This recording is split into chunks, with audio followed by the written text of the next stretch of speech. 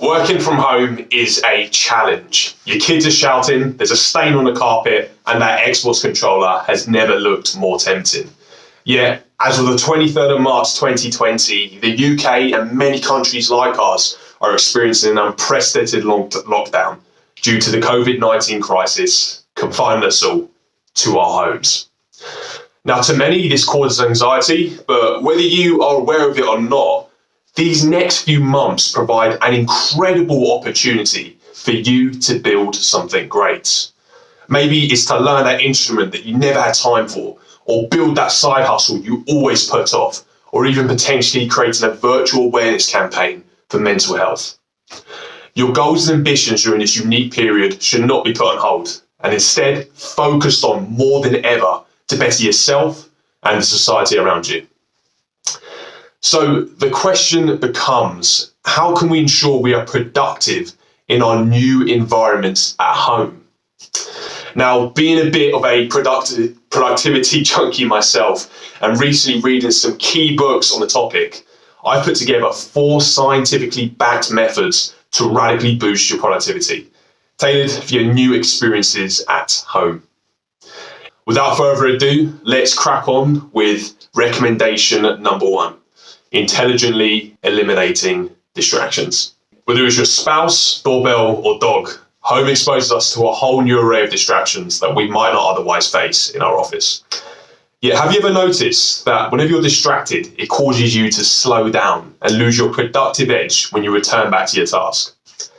Business professor Sophie Leroy calls this tragic effect attention residue. And in her research, she reveals that we experience this because there is a significant cost to switching our attention. She explains that when you turn your attention from one thing to another, it causes our thoughts to be stuck to that previous thing and ultimately impacts our cognitive performance when we resume our task.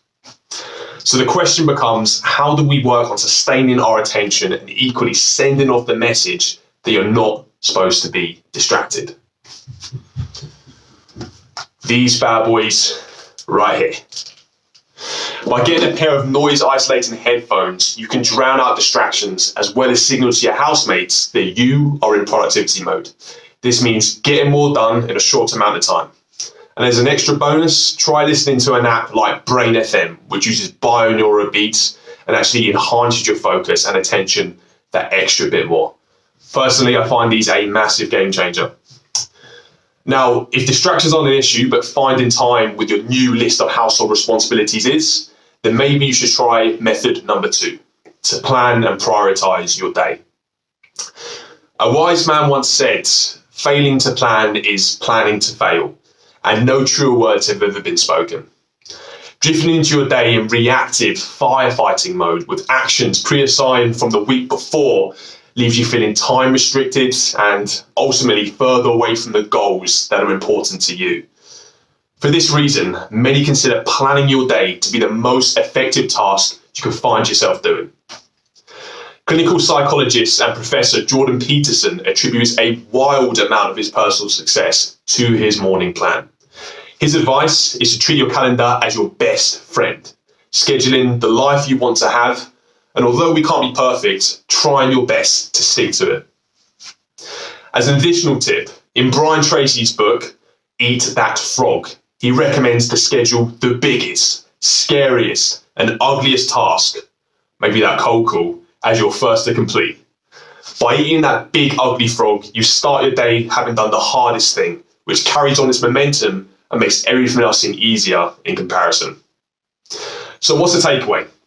Before you start working, spend at least 10 minutes planning in the calendar the day you want to have. Furthermore, list out 3 things you'd like to complete in your dream day and prioritize them. And in the words of Brian Tracy, start by eating that big frog and doing the hardest task first. That brings us to number 3.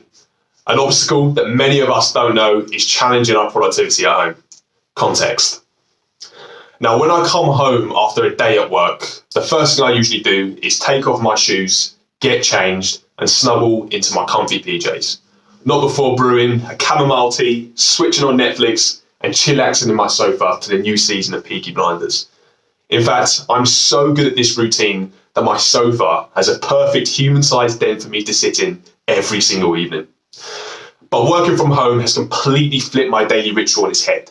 And as my new work clothes are usually my comfy PJs, that little groove in the sofa that used to be my oasis of contentment is now a place of sales meetings and nerve-wracking forecast reviews. You see, what's happened here is that the context of my new working environment has completely changed. According to Newp and his book Deep Work, context is incredibly important when it comes to productivity because our brains associate environments with what we usually do in them. So as I'm trying to listen to my clients' problems during my sofa sales call, it's quite natural for my mind to flick ahead and start thinking of that Netflix series instead. This is due to the competing brain signals which ultimately hamper away at my productivity. So what's Cal's takeaway? Luckily, it's quite simple. When you're working from home, create an area for work and work only. Use this as the same area which you plan your day and limit this from as much distractions as possible. Similar to how you would walk into a gym and know it's game time, let that place of study be a place of study and build something incredible there. And that brings us to our final recommendation, something that is super easy to do but truly delivers a great boost to your productivity. Scott Young, in his book Ultra Learners, looking at people who achieved incredible feats by becoming experts in their fields, found that those who scheduled in leisure breaks with movement experienced huge boosts to productivity. Now, the reason for this could be twofold. First, walking releases a chemical called BDNF. Now, BDNF is a bit like miracle growth for your brain. It encourages the growth of new neurons, which in turn positively contribute towards memory, learning, and a boost of productivity when you return back to work. Second, walking stimulates our brains to think outside the box. This is incredibly useful if you've walked into a mental block that it would have brought your productivity to a complete standstill. It is well known that Albert Einstein dreamed up some of his biggest ideas on general relativity much through the thinking done on his daily walking routine. So what's the method for this one? When you're doing your morning plan, schedule in some time for a leisure break with walking. Your productivity will thank you for it, and you might even see a nice boost in your cardiovascular health too. So that wraps up my 4 recommendations for improving your productivity at home, cited by science and a wealth of expert opinions.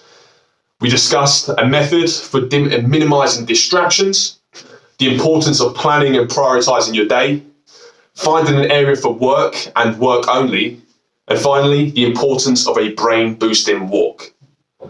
Now, before attempting all these methods, simply aim to incorporate just one at first until it becomes easy, and then go on to the second. Routine is your best friend when it comes to doing hard but necessary things in these uniquely challenging times.